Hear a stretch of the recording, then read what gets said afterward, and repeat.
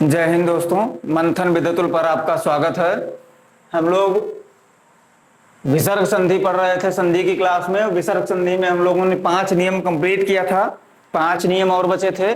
आज संधि की लगभग लास्ट क्लास होगी, संधि चैप्टर भी कंप्लीट हो जाएगा।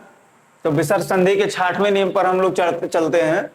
लिखा है, यदि विसर्ग से पहले आ बड़ा आ हो तथा बाद में का या पा हो तो विसर्ग का परिवर्तन आधा सा में हो जाता है। यानी पहले आ अवा हो, बड़ा आ हो और उसके बाद का या पा आए तो विसर्ग का परिवर्तन किसमें? आधा सा में होगा। जैसे लिखा श्रेय धन कर, तो ये विसर्ग संधि आधा सा में बदलकर जाके श्रेयस्कर बनाती है।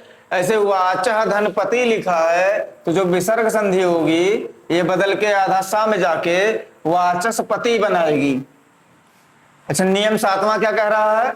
नियम 7वां कह रहा है, यदि विसर्ग से पहले हरस स्वर ई या छोटा ऊ आए तथा बाद में रा हो तो उसका योग करते समय ई ऊ का परिवर्तन दीर्घ रूप में करके विसर्ग का लोप कर देते हैं, यानी विसर्ग गायब हो जाता है।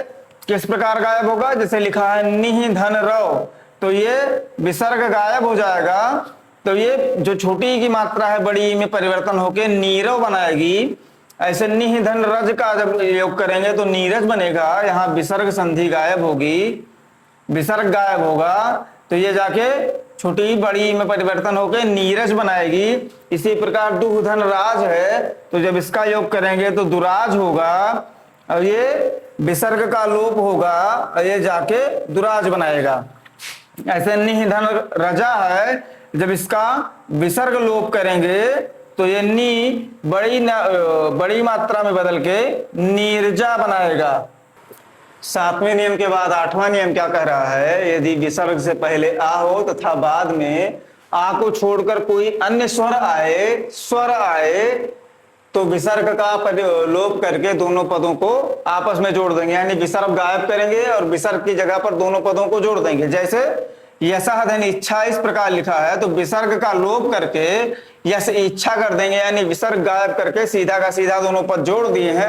ऐसे लिखा अतः धन एव, तो विसर्ग का लोप करेंगे अये अतएव हो जाएगा। नियम 9 कह रहा है हमसे, यदि विसर्ग से पहले आ हो तथा बाद में का खा या पा फा हो तो विसर्ग का कोई परिवर्तन नहीं होता है, यानी विसर्ग से पहले आ आएगा और बाद में का खा पा फा आएगा तो विसर्ग का कोई परिवर्तन नहीं, जैसा है वैसा लिखा रहने। जैसे लिखा है अंतःधन करण, तो ये लिखेंगे तो जैसे लिखा है वैसे ही अंतःकरण सीधा का सीधा लिख देंगे। ऐसे अंतःधन पुर है, जब लिखेंगे तो सीधा का सीधा अंतःपुर लिख देंगे। ऐसे प्रातः धन काल लिखा जाता है, जब इसका योग करेंगे तो प्रातः काल हो जाता है। ऐसे मनः धन कामना का मनः कामना हो जाता है।